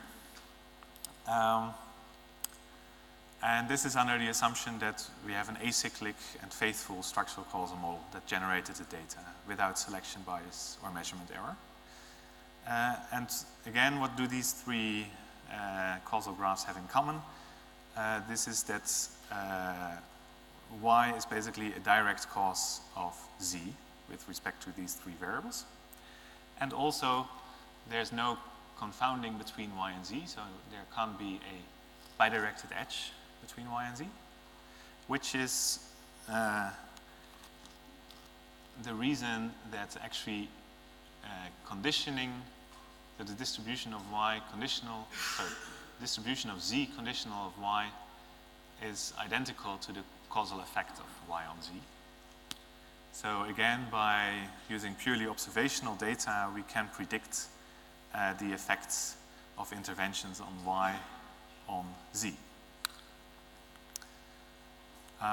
So exercise 2. There are 2 exercises. So one of the exercises that I had is to to prove this theorem for yourself. So you can just, with all the tools that I explained, you can fairly straightforwardly prove this and understand how this works.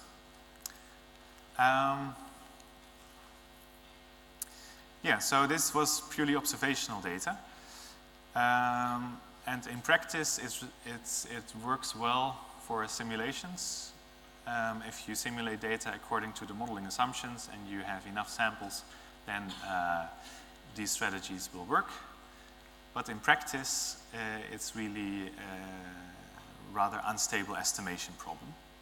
So one recent development, or well, one development, maybe it's not so recent, is to combine these ideas.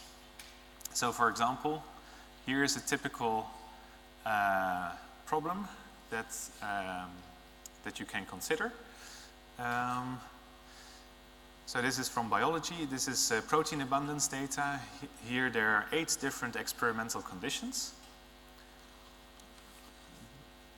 1 till 8 on the y-axis, and on the x-axis we have the names of different proteins. And this is important. This is an important system in cancer research.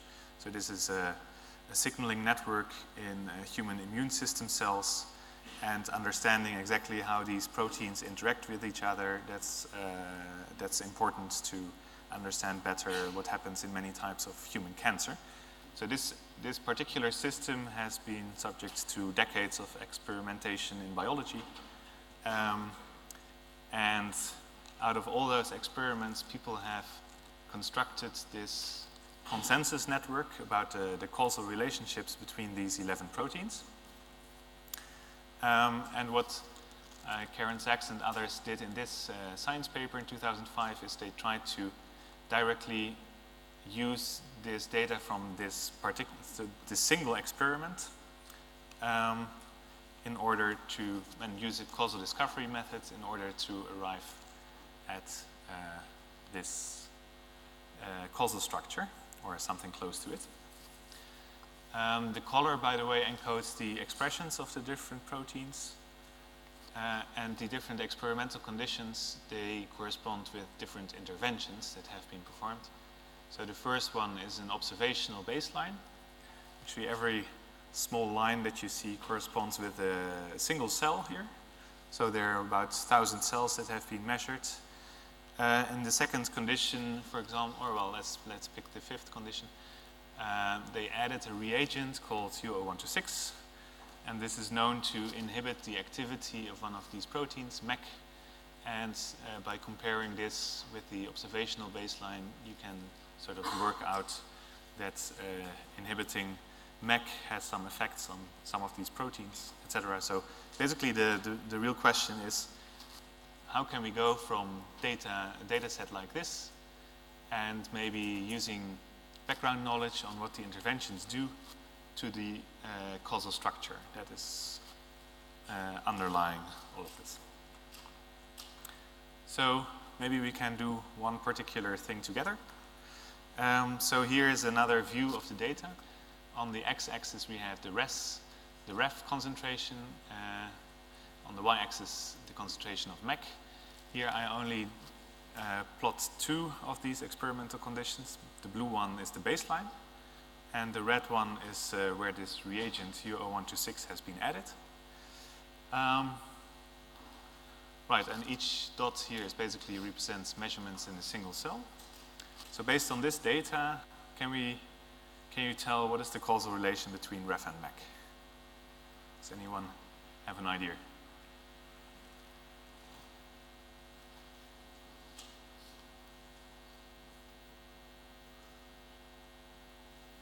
Well, sorry? MEK causes ref. Why?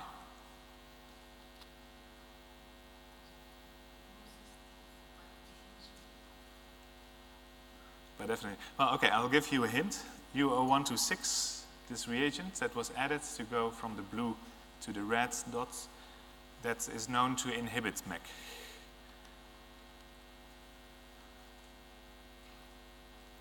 So then, yes, you might say that indeed MEK causes ref, because if we somehow do something to MEK, then you see that also the distribution of ref changes, right? The concentration of ref is much higher in the red distribution than in the blue distribution, which tells us that if we add a MEK inhibitor, then we see an effect on ref. Right, so this is very sort of simple causal analysis of this data set. Changing the activity of MEK changes the abundance of ref, so MEK causes ref. But you might wonder, how did we know that U0126 inhibits MEK in the first place, right? Because without that information, we couldn't have made much progress. So it seems that in order to learn the causal relation between ref and mech, we first need to know another causal relation between U0126 and mech and ref.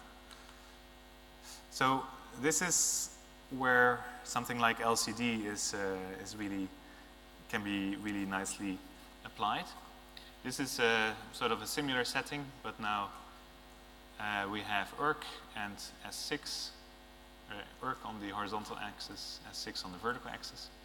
Green is the baseline, red is when a PMA Iono activator was added. And, well, so it's the same type of question actually. But if you now remember the LCD algorithm, then you realize that maybe we don't actually need to know what this PMA Iono activator is actually doing on the system. Because we can apply this LCD algorithm to these three variables here, where the trick is to use a binary indicator variable, I, so to indicate whether or not we added this PMA Iono activator. So we have this binary variable, I, or say the color, and we know that the actual concentration of S6 or the concentration of ERK, they can't cause the decision of the experimenter whether or not to add this activator, because in the experimental design, the experimenter decides whether or not to add this activator to some batch of cells before actually measuring the values or the concentrations of these proteins, S6 and ERK. So because this decision is taken earlier in time before you measure the concentrations, it can never have been caused by those values of S6 and ERK. So this one cannot be an ancestor of I, and this one can't be either. So that's sort of the first two things. And then you can check these three independencies or conditional independencies in the data, and you realize that actually it matches this LCD algorithm. So then you can conclude that S6 must cause ERK, even not knowing what the PMA Iono activator does to your system. So this, I think this is a very nice application of this causal discovery. That's actually helpful in this type of measurements, where also the biologists themselves often don't know what certain chemicals are doing to certain cells. But they have the means to do these experiments, and with data analysis techniques like this one, particularly simple one, we can actually come to causal conclusions about what happens in these cells. Yes, question?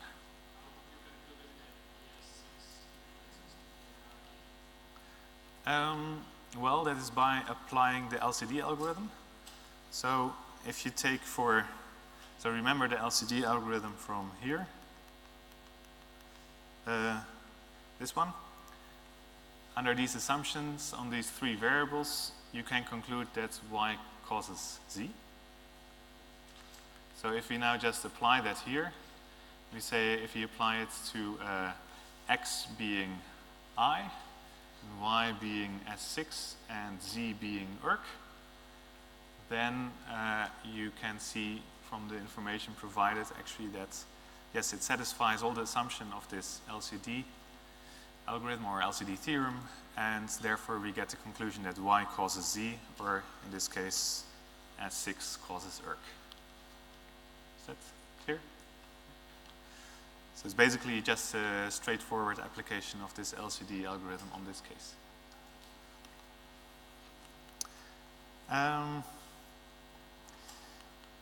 Yeah, let me skip this. This is just sort of meant to show that already this question of how to do causal discovery from multiple contexts, there are many, many different algorithms that you can use with all kinds of different features.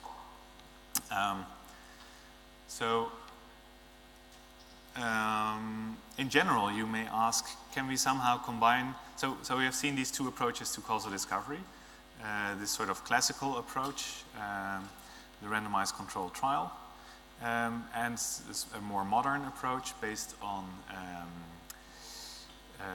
reasoning using conditional independencies that you observe in the data. Can we combine these two approaches in a nice way? Is there a question? Or? So basically what you may hope to do to obtain in general is this reliability of the classical approach when you use experimental data. But maybe you can exploit the conditional independencies to reduce the number of experiments that you have to do in general. So basically what we recently proposed is something we call joint causal inference, and that actually nicely achieves this goal. And to explain that, let's go back to the randomized controlled trial, the A/B testing situation. So remember, we have two groups, the control and the intervention group, and we have an outcome variable. In this case, it's called x1. And here I just represented what you see in the picture in a table. So for the control group, this context variable C1 has the value 0, meaning that it's the control. Right, so we get this part of the data. And there we have 2 green outcomes and 6 black outcomes, basically. So that's this part of the table. And this part of the table corresponds with the intervention group. So basically what I did is I just combined all the data in one big table, explicitly adding a column that indicates whether it's control or intervention.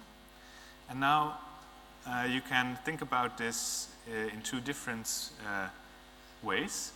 You can ask the question, do we see a significant, so if we have samples, okay, so is the distribution for x1, is it different in the control group than in the intervention group? So we can consider this as a 2-sample test. So Arthur talked a lot about how to do 2-sample tests. So it's basically asking whether these two distributions coincide, yes or no. But there's an alternative way of looking at this. We just consider this C and X to be 2 features, 2 variables within one pooled data set. And then the same question becomes an independence test. Is the outcome independent of whether it was control or intervention group, the context? So is it independent of the context? Right? So this 2-sample test can also be reinterpreted as an independence test with a binary context variable C. And that's basically the insight that you need in order to combine these ideas, the independence testing and the experimental approach of comparing different experimental distributions. So in general, you can suppose that we have treatments. Yeah, okay, this is the randomized controlled trial. I'll skip that, I think, for now. So in general, you may have more context variables that are relevant for your data, and maybe you have multiple system variables. Right, so you can have multiple data sets. The idea of joint causal inference is that you just merge all these data sets together and you add columns for the context. So here we have basically 4 contexts encoded as C1 and C2 and 3 system variables. And basically, if we are now willing to make the following assumption, say, think about these experiments that the biologists are doing. If the experimenter decides the context before actually measuring the system variables, then the system variables can never cause the context, right? Because we would need time travel for that. And yeah, if this decision also does not depend on anything else that might affect the system of interest, then we can make these assumptions about the causal relations, these formal assumptions about the causal relations between our context and system variables. So no variable, we can assume that no variable directly causes any context variable. None of the pairs of system and context variables are confounded. and each pair of context variables themselves may actually be confounded by the experimental design. So if you're willing to make these assumptions, which I claim are very natural in, for example, this proteomics data set that I just showed to you, the question becomes, how can we now reconstruct the causal graph from the data, where the data is now pooled data from different experimental contexts? Well, the answer is really simple. I set it up exactly in such a way that the answer is simple because we can now just apply a standard constraint-based causal discovery algorithm that was designed for purely observational data. We apply it on the pooled data, and we can incorporate the background knowledge that we had on the variables. So that's the basic idea here. Just pool the data, and then we have reduced the causal discovery problem to a standard causal discovery problem from what we can think of as purely observational data. Yeah. So does this work? So here are some simulation results. Here we try to infer, these ancestral causal relations, or that's another word just for causal relations, or indirect causal relations. Here you see our C-curves, true positives, false positives. Here we only have 4 system variables and 500 data samples in each data set.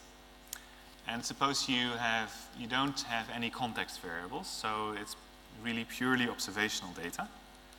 Then you barely get anything better than random guessing when predicting the presence of a causal relation. Predicting the absence of it, that's this part of the curve, that's a bit easier. Why is that, by the way? That's because if you see an independence, then you can be pretty sure that there's no causal relation. But if you see a dependence, then you still don't know which is causing which, for example, or whether it's confounded. So this task is indeed a bit easier than predicting the absence of a causal relation is an easier task in general than predicting the presence of it. But what you also nicely see is that if we just do this JCI approach and if we add context variables, then our conclusions become better and better with increasing number of contexts. So in a way, this randomized controlled trial is one very special case of this setting where we have a single binary context and a single outcome variable. The purely observational setting, that's where we have 0 contexts and p outcome variables, but we can do anything in between. So that with this framework, so that's, I think, a very useful way to apply causal discovery or more generally causal methods in practice. Yeah, we can also do the same for predicting the presence or the absence of direct causal relations. You see some similar pattern, or detecting confounders. That's a bit harder task, but it also seems to work to some extent. And you can also apply this methodology on this proteomics data set. If you only use the observational data, what you would do, because you're using a causal discovery from observational data methods, then you don't get much out of the data. But if you use this joint causal discovery approach, then you start to see something that starts to resemble the consensus network. So you may ask, how good is this reconstruction of the consensus network? And that's actually not very clear, because the consensus network itself is also just an estimate of the true causal structure in this system. And nobody really knows how good it is. Actually, from working with this data, I have some strong reasons to doubt that what the biologists found after 30 years of experimentation is really a very accurate explanation of what we see in this data set. So this is often what you will run into when doing causal discovery. You end up with some results and you don't know really how good it is. So for validation purposes, that's really problematic. Also, it means that in the field, many papers are written like, oh, we propose this new causal discovery method, and we run it on this data, and we get this particular graph out. And if you ask domain experts, they say it's looking somewhat plausible. Is that really scientific? Yes, question. Well, this particular data set is used as a benchmark in the field, except that, well, and many people believe, or no, they act as if the consensus network is the true network. But I really don't believe it, because, for example, if you look at this data, that's also why I put in this example. Here we saw that MEC must cause ref pretty convincingly in this data, because really the marginal distribution of ref is very different in those two settings. Actually, this is the logarithm of ref that I plotted here, so it's even a factor. Yeah, the concentration really gets a factor 10 larger or something like that. Whereas the consensus network tells you that ref causes MEC. It should be the other way around. So is the consensus wrong? Is the data wrong? Well, actually, the consensus is probably incomplete, because nowadays the biologists have established that it's probably ref causing MEC causing ERK, with a feedback all the way to ref. So, yeah. But still, papers are published in the field that take this as the ground truth and compare with this. So, yeah. I think the field has to do something about that to progress. And I will, to come back to your question, I will discuss one other data set later on where we can sort of circumvent the fact that we don't know the ground truth for validation purposes.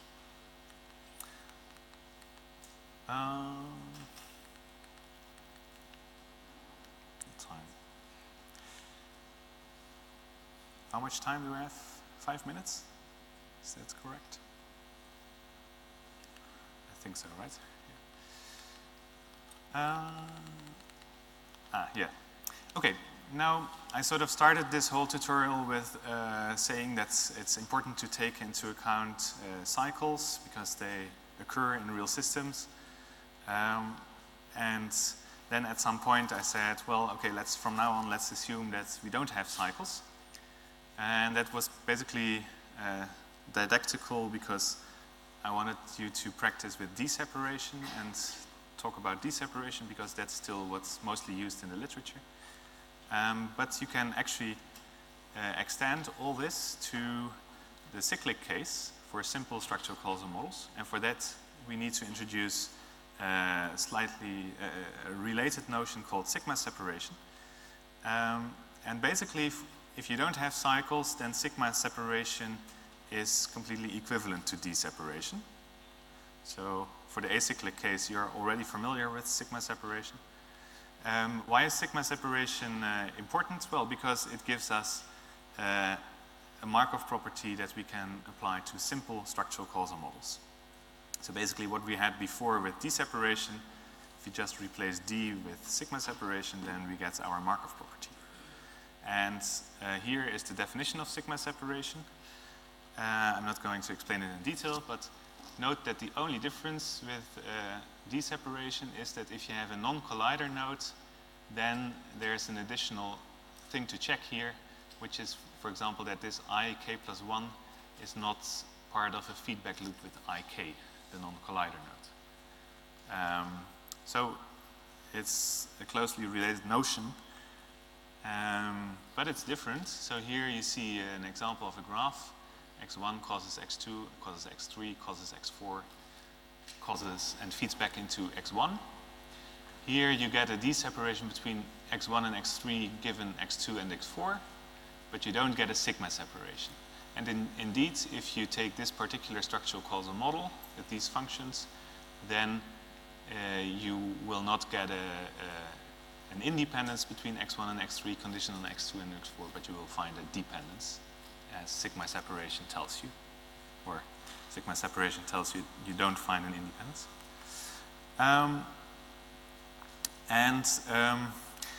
The situation is a little bit complicated in the sense that if your model is linear, basically, then you get more independencies, because then you can actually apply d-separation on the cyclic graph, which gives you a few more independencies than sigma separation. Or if your variables are all discrete valued, you also get the d-separation thing.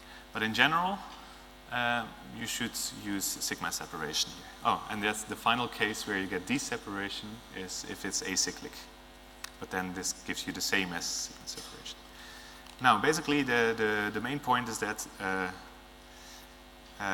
everything that I explained, the vector criterion, the do calculus, also the LCD algorithm, Y structures, FCI, JCI, all of this keeps working when you replace d-separation by sigma separation. So we get a much more general theory in a very, very straightforward way. Okay, I think I really have to wrap up in 1 minute. Large-scale validation, I said that, so here we try to reconstruct a gene regulatory network from data. This is a very complicated object with thousands of variables.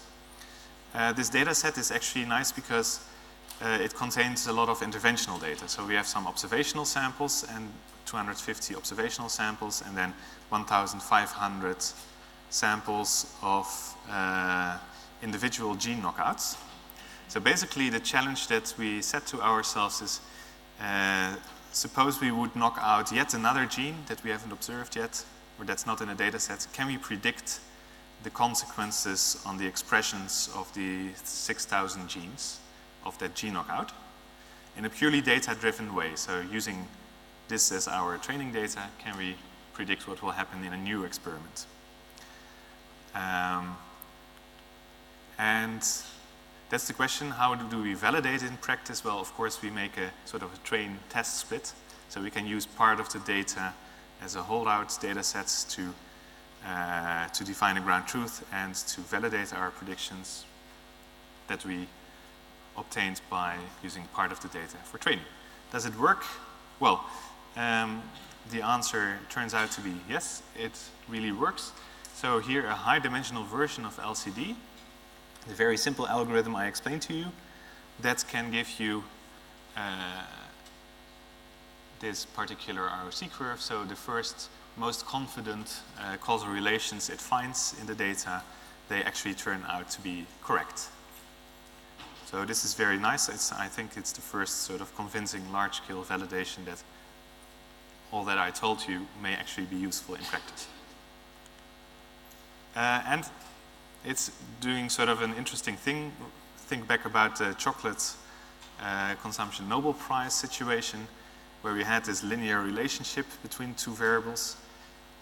Here we obtain similar looking data, but now the variables are expressions of some genes that have no meaning for us. What the LCD algorithm actually achieves is sort of to do this extrapolation. What happens if we knock out one of these genes? Will we end up here, or will it not change anything and we end up here, basically? So I think that's pretty impressive. So to conclude, I think causality is really an important notion in daily life and in science, and still underexplored in machine learning and statistics. And in this tutorial, I try to get you started on this, and it's an exciting research field. There's still much more to learn and to discover. So thank you for your attention.